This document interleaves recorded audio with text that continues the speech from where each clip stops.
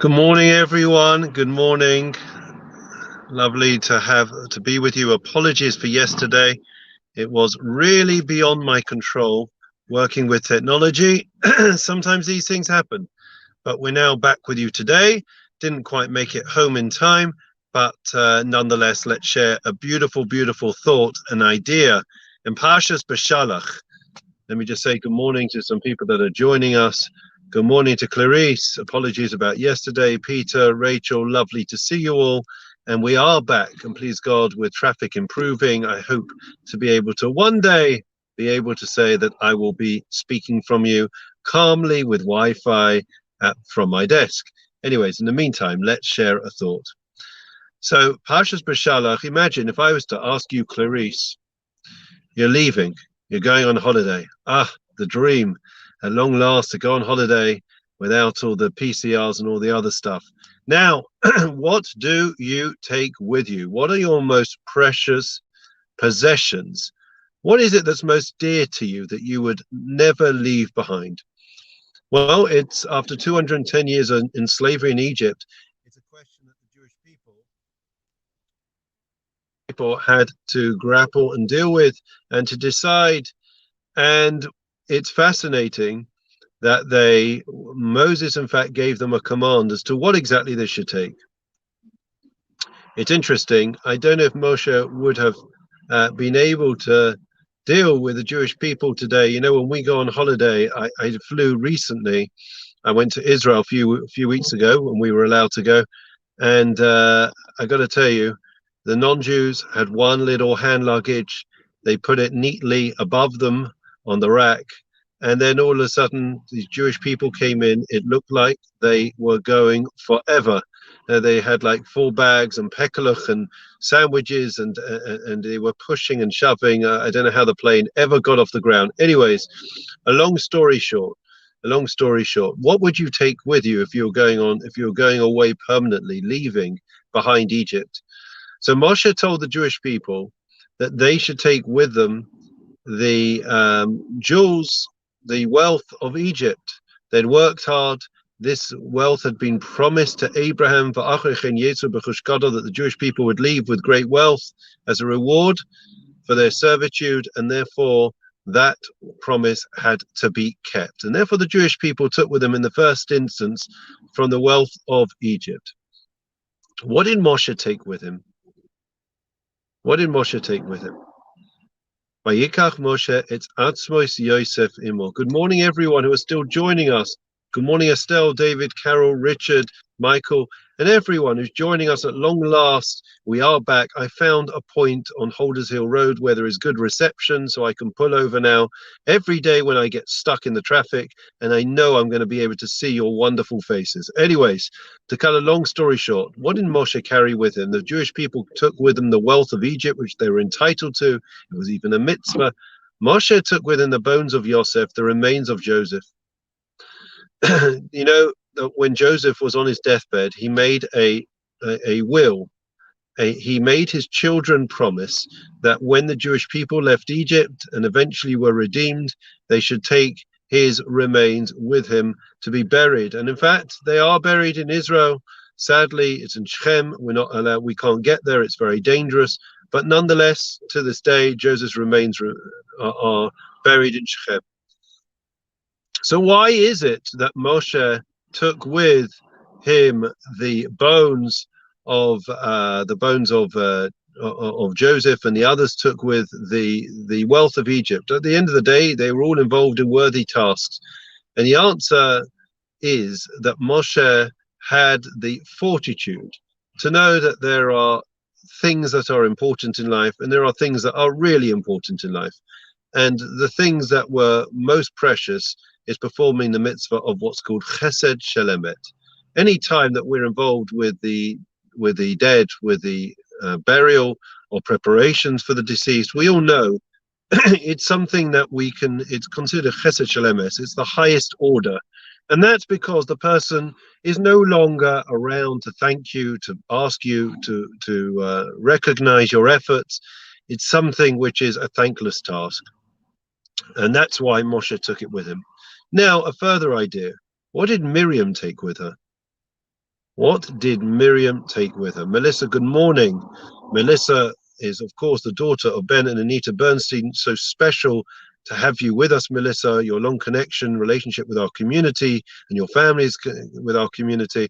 And of course, we wish your father, Mazel Tov, on his 90th birthday this coming week. Mazel Tov, and your parents, was it their diamond wedding anniversary this part, I think recently, last week? We wish them all a big Mazel Tov. Anyways, what was it that Miriam took? She took with her timbrels that she would take with her. Now, why would Miriam take with her timbrels? The idea was to make music. When did she do that? With the splitting of the sea.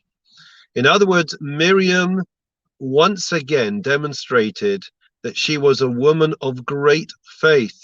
She was the one who stood by the banks of the Nile and was the one that saved Moshe's life, placing him on the river Nile when everyone had given up hope of their children, of the male children having a future. And then, of course, she was the one that took with her timbrels to lead the women in song by the river of the Nile. She knew, she had faith that God would bring the salvation, and despite the darkness at the time of the Egyptians that were likely to chase after them, nonetheless, she had tremendous faith. And that, I think, is a message for us, for us to think about, what are we taking with us in life, friends? Melissa, what do we take with us in life? There's so many things. Rachel, what do we take with us in life? So many things that we run after, that we grab. Afterwards they become obsolete, become insignificant, become outdated. Think about it.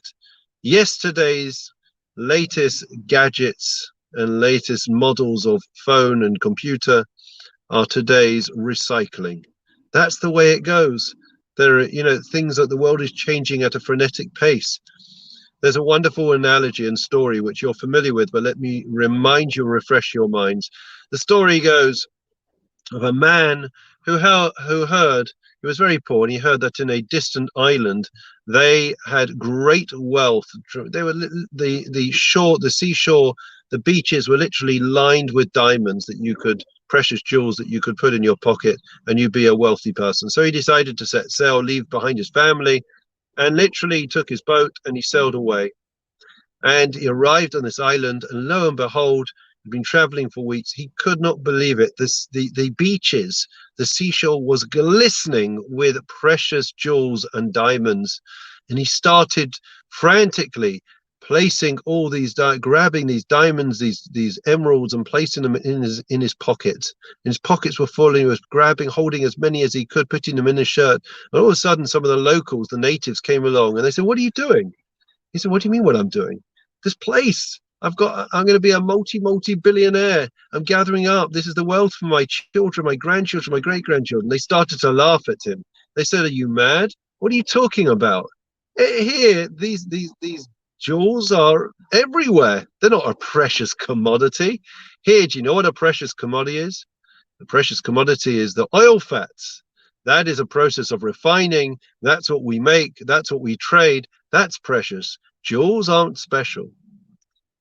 The man was a bit hesitant, but after being cajoled by the masses, he started to get involved in the refining process of the oils, of the oil fats, and quickly he got very, very involved and engaged and immersed in it, and it became his obsession in life to make as much oil fats as he could. Anyways, a few weeks later, he'd long forgotten about why he'd even come, and sure enough, the ship shows up to take him back, and he gathers all the barrels of oil fats and pushes them onto the ship, and off they sail. After a few days at sea, you can imagine the stench was horrendous, and they came to the man. They said, "Listen, it stinks on here. We can't carry on. We're not going to make it. You're going to have to get rid of the oil fats." And the man screamed, "But this is my life's work." And he realized what a terrible mistake, as they were pushing off the barrels of the oil fats, which had turned putrid. He realized what a terrible mistake he'd made, because instead of gathering precious jewels, he'd spent his time gathering something that obviously was of little worth. It may have been on that island, but not where he was heading. It was already putrid. He arrives back, great applause, everyone's excited, the hero's back, he's gathered this wealth. Anyways, he goes arrives home, his family hug him, excited to see him. He looks very depressed, dejected, and his wife and children put it down to the fact he's had a long journey, must be exhausted. Anyways, so he hangs up his jacket on the chair and goes to bed, and they leave him alone. And all of a sudden, wife goes to wash the jacket, and she reaches into the pocket, and she finds that there's a few precious stones glistening, and they're jumping for joy and dancing, and they come into his room and they wake him up. And he's so upset, he's crying his eyes out. They said, "What are you talking about? We're so wealthy." He says, "You don't understand." And he told them the whole story.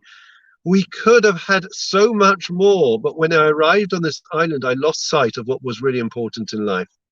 And the Chofetz Chaim says that this is analogous to the way it is in our lives when we come to the world. Initially, as children, we are all so innocent, so excited about doing mitzvot, about smiling, about being happy, about doing good in the world. Children want to do the right thing. And as we get older and quote unquote wiser, we lose sight of what's really important in life. Like the man, we exchange the jewels, the mitzvot, the good deeds, the contribution to society for what? Oil fats, for things that we think are so important in life, the material wealth, the pleasures of this world, which are so fleeting, and they come and they go. And then at the end of our lives, we look back and we say, was it really worth it? What have we gained? Where is this wealth? What have we amassed? And therefore, says the Chofetz Chaim, what is critical and crucial for us is to remember what is really precious in life. That is the lesson that we learned from Moses, from the time when the Jewish people left Egypt. What was precious, what was worth taking on their long journey, a journey that we are still on, is that which is really dear. And that is what is the mitzvot, the good deeds, the doing good in the world, the giving rather than taking of life. Please God, we should all be inspired to be able to make our own unique contribution to our people, to our faith, and to society. Remember, friends, what is really precious in life. And in that way, we'll leave lives of fulfillment and inspiration and light to all those around us. Wishing everyone well, delighted. We are back. We do have reception at long last, and we're looking forward to seeing everyone tomorrow, please God. Wishing you all well. Take care. All the best.